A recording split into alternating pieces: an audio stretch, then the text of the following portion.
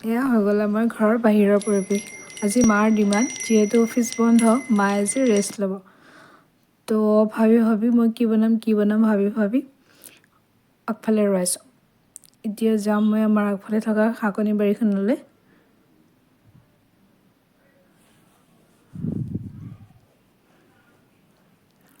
এয়া হৈ গ'ল আমাৰ আগফালে থকা শাকনি বাৰী লাগি আছে বেঙেনা।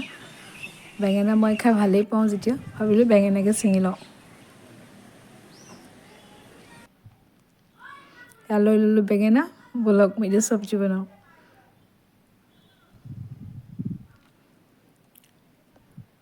ৰাতিপুৱা বুলি বৰ বিশেষ একো বনোৱা নাই বাৰু।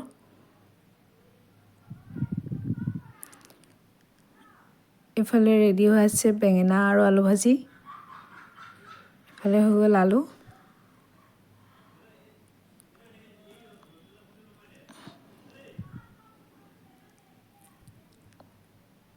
আৰু লগতে বিলাহী উবৰি ল'লোঁ।